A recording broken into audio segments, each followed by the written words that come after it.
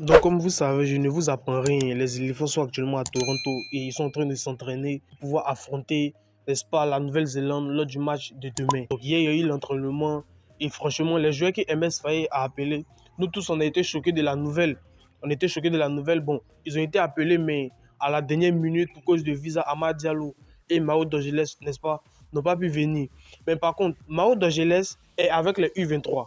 Il a été appelé avec le U23 parce qu'on rappelle que avant même qu'il vienne en sélection A, il était avec le U23 avant. Ça, c'était déjà un fait. Il était avec le U23. Donc, c'était lors des éliminatoires de la CAN, si je me rappelle bien, qu'il avait son entrée avec, n'est-ce pas, l'équipe A. Donc, franchement, une équipe où il n'a pas réellement pu s'imposer, qu'on se le dise réellement.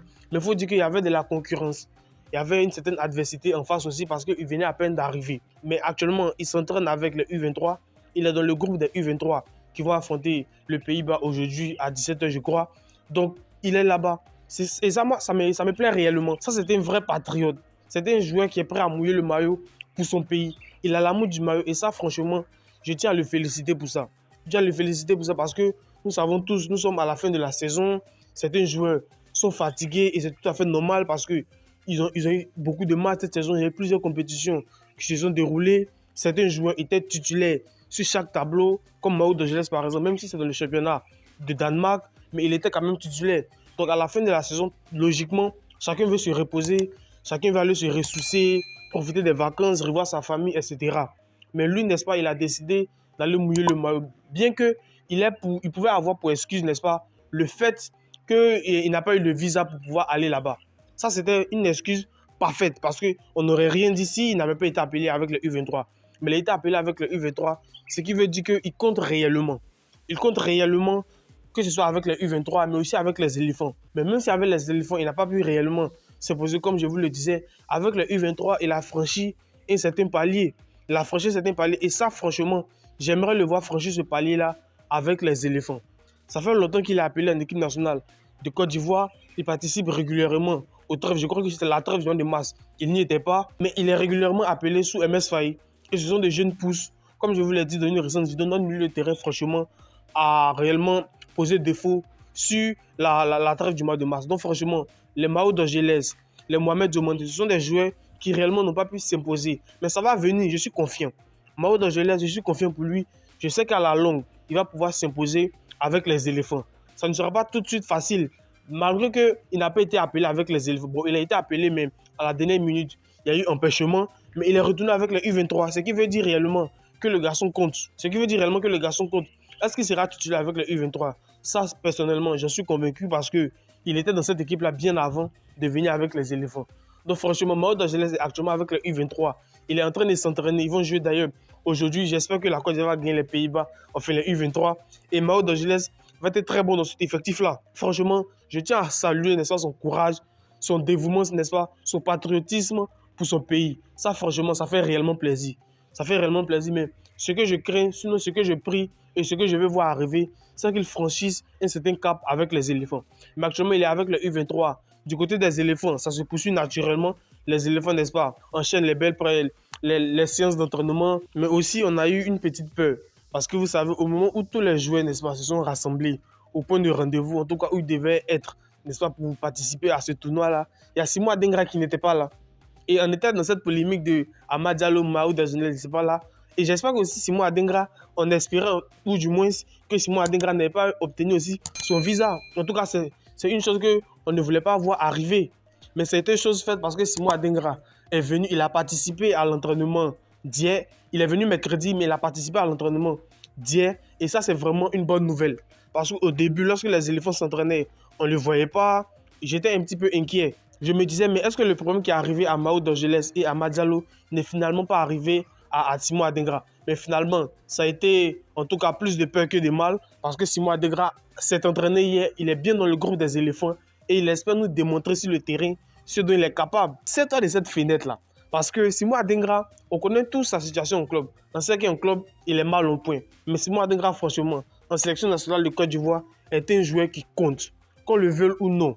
Simon Adengra, c'est un joueur qui est vif, qui est agile. Et c'est un joueur aussi dont on ne parle pas beaucoup parce que vous savez, il a fait son entrée avec les éléphants, je crois, en juin 2023.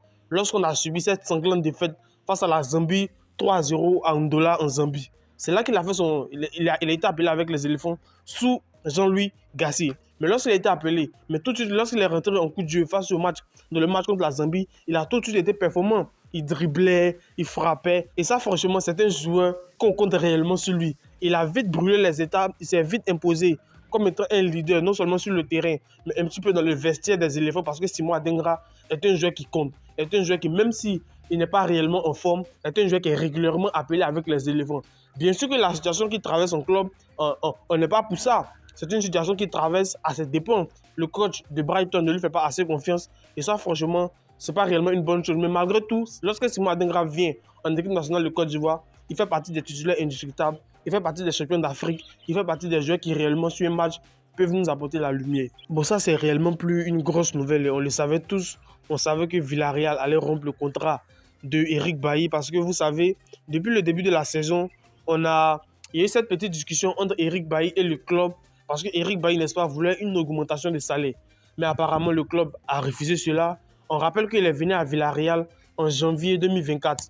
Donc, il a fait une première moitié de saison et il a fait une saison entière à Villarreal. Où réellement, lors de la première moitié de saison, c'est-à-dire de septembre, août par là, jusqu'en décembre, janvier, il était vraiment titulaire indiscutable. Il jouait tous les matchs. On se rappelle que c'est grâce à ses performances en club, en tout cas sur le terrain, parce que je rappelle que Villarreal est quand même une équipe qui joue le haut du tableau. Et Eric Bailly, dans cet effectif-là, était un joueur qui était titulaire indiscutable, qui faisait de très bonnes prestations face aux grands clubs, n'est-ce pas, de Liga. Et souvenez-vous, c'est cette prestation en club, c'est ces bons matchs en club qui ont permis à ce qu'il effectue son retour avec les éléphants. La dernière sélection de Eric Bailly avec les éléphants, à part la trêve du mois d'octobre 2024, c'était, n'est-ce pas, en juin 2023, lors du match que la Côte d'Ivoire a joué face à la Zambie. Souvenez-vous, on a subi une défaite 3-0, où après ça, il y a eu réellement un chamboulement en défense. Mais actuellement, Eric Bailly est dans une situation avec Villarreal où ils vont se séparer. Ce n'est pas encore officiel, mais c'est clair qu'ils vont se séparer. Ils vont se séparer parce que le club n'était pas réellement d'accord pour augmenter son salaire. Et on l'a vu, durant la deuxième moitié de saison, le coach de Villarreal, Marcelino, ne lui faisait plus confiance. Dites-vous que durant la première moitié de saison, Eric Bailly, c'est environ 500 minutes de temps de jeu. Mais durant la deuxième moitié de saison, ce qui doit être l'équivalent de la première, c'est 84 minutes. Donc, c'est totalement en chute libre. Et ça, franchement, ça a dû impacter sur ses performances parce que lorsqu'un joueur n'est pas régulièrement titulaire sur le terrain, ça agit sur ses performances.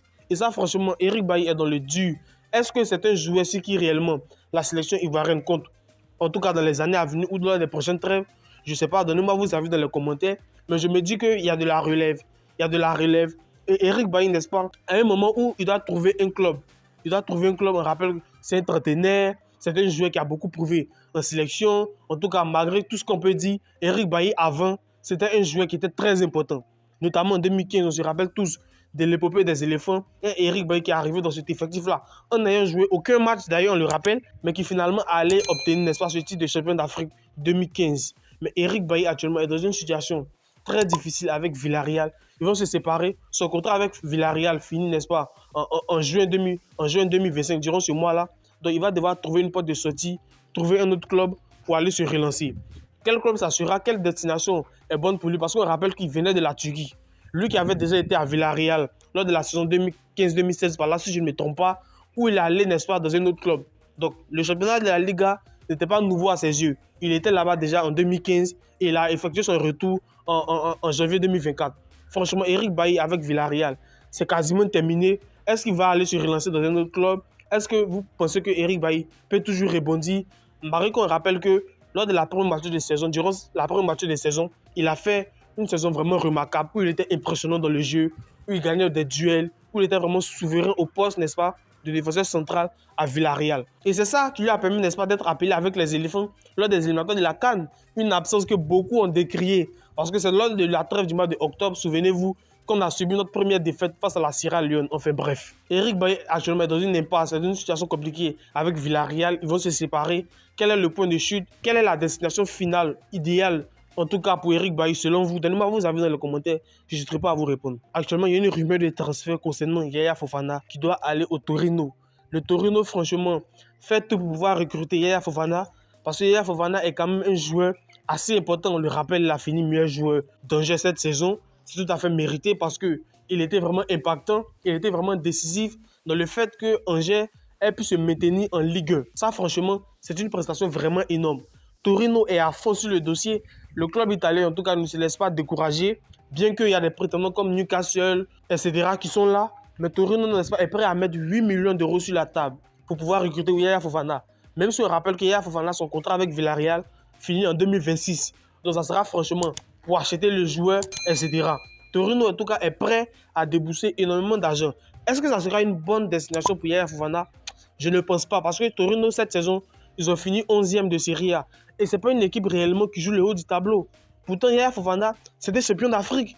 C'est un joueur qui est très important, que ce soit en sélection et que ce soit en club. En club où il est titulaire indiscutable. En sélection aussi, où il est titulaire indiscutable. Et lorsqu'il est titulaire, il a toujours sorti la Côte d'Ivoire de pas mal de situations. Je ne vais pas vous rappeler le match qu'on a joué face à la Gambie en mars dernier. Yaya Fofana est vraiment souverain. Moi, je ne pense pas que Torino soit une bonne destination pour lui. Parce que moi, je veux que Yaya Fofana joue le haut du tableau. Il soit dans une équipe qui joue régulièrement l'Europe. Ce n'est pas le cas au Torino. Torino, ça joue la moitié du tableau, ça joue le métier. C'est pas une équipe réellement compétitive qui est prête à aller chercher les places européennes. Bien sûr que ça pourrait arriver à un moment donné, si en tout cas l'effectif se renforce, etc. Mais en tout cas, à l'instant présent, je ne pense pas que Yaya Fofana et Torino, ça soit un bon deal. En tout cas, ça sera aux joueurs d'en décider. Et nous, après, on va juger, en tout cas, dire des choses là-dessus. Ça sera à lui d'en décider. C'est sa carrière, c'est à lui de décider. Mais je pense réellement qu'il doit aller dans un club plus huppé, pas le Torino, mais des clubs qui jouent non seulement le haut du tableau, mais aussi des compétitions européennes.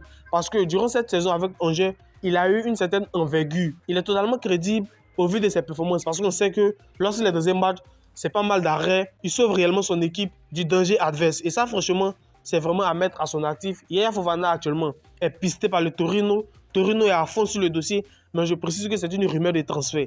Il n'y a rien qu'officiel. Lorsque ça sera officiel, je vous ferai part de ça. Mais actuellement, Torino pourrait, n'est-ce pas, s'offrir Yaya Fofana et serait prêt à dépenser énormément d'argent pour voir le portier ivoirien évoluer dans les cages. Donc les gars, on va s'arrêter sur ça. Donnez-moi vos avis dans les commentaires. Dites-moi ce que vous en pensez. Donnez-moi dans les commentaires votre prédiction pour le match que la Côte d'Ivoire va jouer demain face à la Nouvelle-Zélande. On se retrouve pour une prochaine vidéo. Allez, peace out.